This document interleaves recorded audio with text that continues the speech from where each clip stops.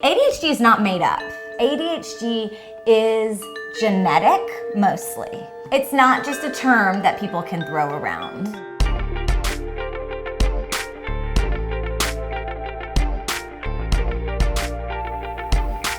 Hi everyone, thank you so much for joining us today. We are here with Hilary Stern of ADHD Advance Coaching and Consulting.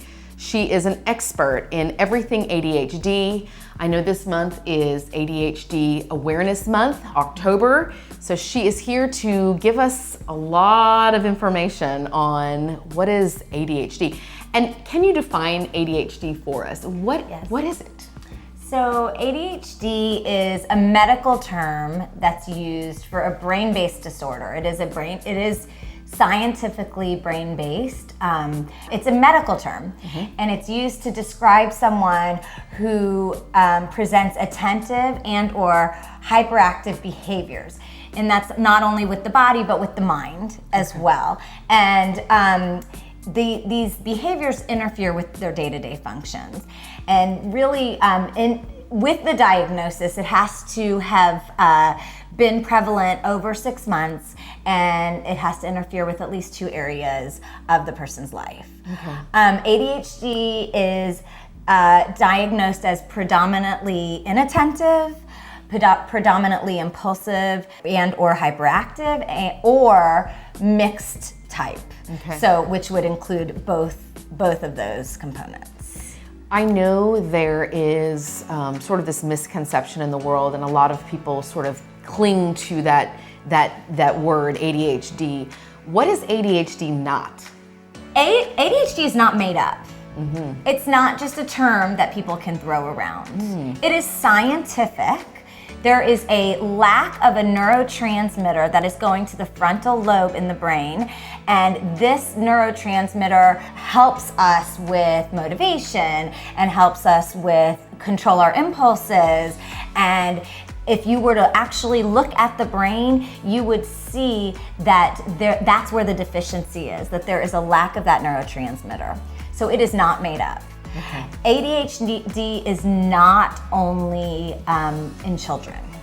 Adults can have ADHD as well.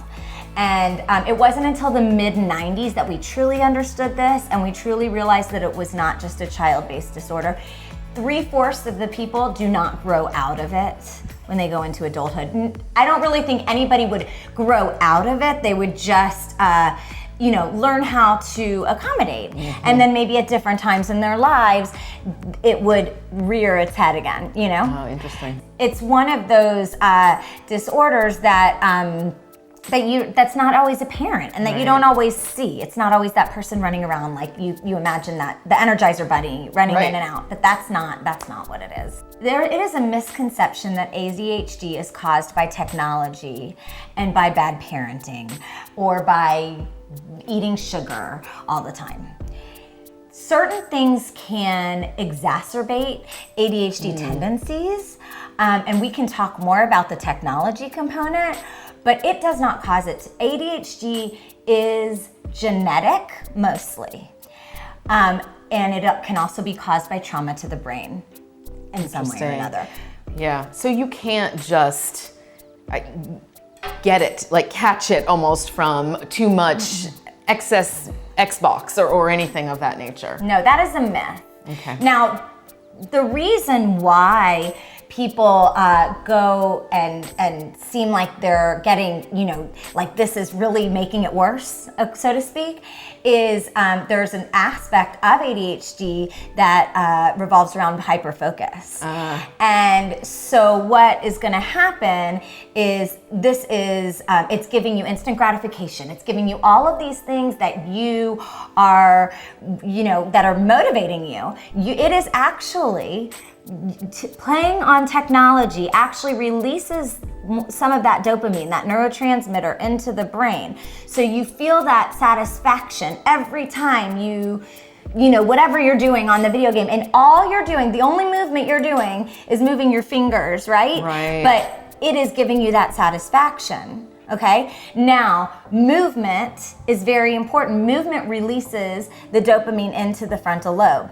But movement like this is not moving your whole body. Right. So you're just using one part of your body, whereas really you should be out there being more active, and you can switch it out with 10 minutes of playing video games. 10 minutes equals 10 minutes of shooting hoops, Right. If you're dealing with a stubborn child or a stubborn adult. Huh? There are adults out there too, right, who do that too. But movement is so important. You actually have a long history in the education field. This practice that you now have has really been kind of a labor of love throughout a long time of educating and being, in the schools and all that. What made you decide to focus your practice on ADHD? So, yes, I've been in the education field for 20 years, in and out of the classroom. I have a master's in education administration. And I've always had the desire to work with people, and I've always been passionate about meeting the needs of the learners. And I happened to learn about this actual field, and I was like, that's it. That's what I need to do to gain the knowledge that I need to help run my household, to help people better manage their classrooms, and to better manage their lives. It's so important because we live in a society, and I was just speaking with my dad about it. He's also a physician. We live in such a society where we just throw medicine at everything, which I am not. Many people with ADHD, I am sure, need medicine. That is not what I'm saying, but we don't have the tools otherwise. And I feel like medicine still needs to be supplemented with education, with the tools that I know that you offer in your practice to help better the scenarios for the people that are suffering with children and don't know what to do. It's hard. It's hard. So how do you feel that it's balanced that out for you in your own house? So I think that is such an important topic. Because you often run into people who are very nervous about medication, and you know what? Everyone can make their own choices with that. There is scientific proof. Dr. Russell Barkley talks a lot about the scientific proof behind ADHD and how medication can release that neurotransmitter to help them learn the tools. Taking medication is not going to give you the tools, but what it's going to do is allow you to be if you choose to take medication, it's going to allow you to be in the mindset to gain the tools. So through therapy or through coaching or through education, you can never have medicine that stands alone. Medicine always has to be combined with another form of treatment. You get the whole approach that way, not just quick fix. Yes, and it's important because one of the big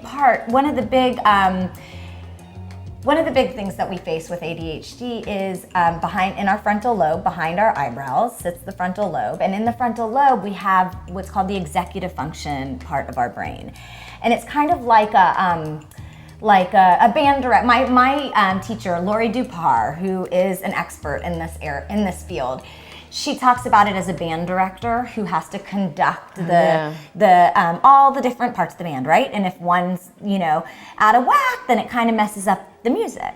Okay, so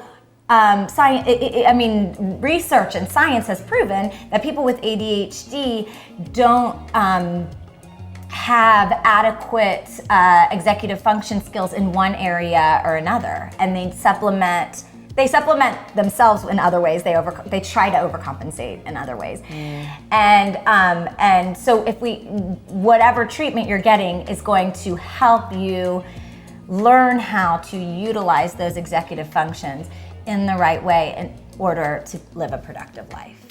Has it been super interesting, really learning about the brain? Oh yeah.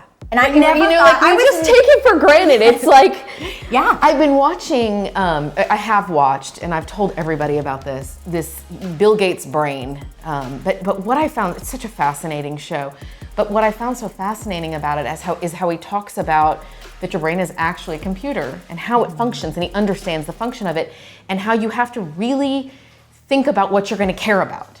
Like you can't, so I can understand like if there's dysfunction that you don't know what to care about. And so everything is, I'm making this up. I'm not. No, but you have actually a really good point, because one of the things that we run into with our ADHD brain is that if we don't care about it, we don't want to do it.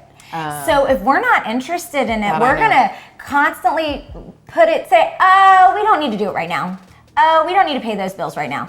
Oh, we don't need to do it because that's not fun. It's not something I want to do. However, is really fun. So that is where that, unless there's like an absolute sense of urgency almost, and even then, in some cases, people don't follow through with what they need to because it's not interesting. Not that they're not capable, is that they're not motivated to do it.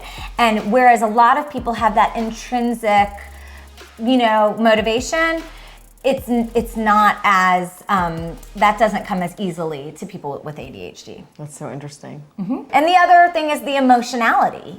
There's a whole emotional component, and that is not in the DSM. That is not part of the diagnosis, although I think one day it will be.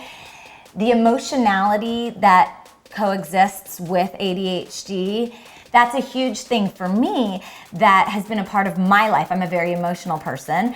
And the thing is, with someone with ADHD, not only are they very emotional, as anybody can be emotional, but they also might have that impulsivity. So they might act on their emotions without thinking about what the implications are. I love that you're doing this. I think it is so important. Your passion is very, very apparent. Thank you. I mean, this is what you're supposed to be doing.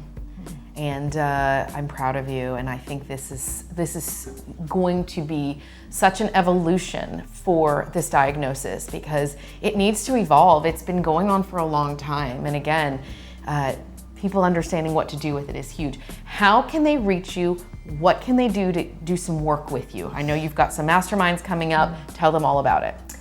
So you can reach me by emailing me at Hilary at ADHDadvance.com. That's Hilary, Hilary at ADHD Advance, ADVANCE.com. I love it. You're not alone.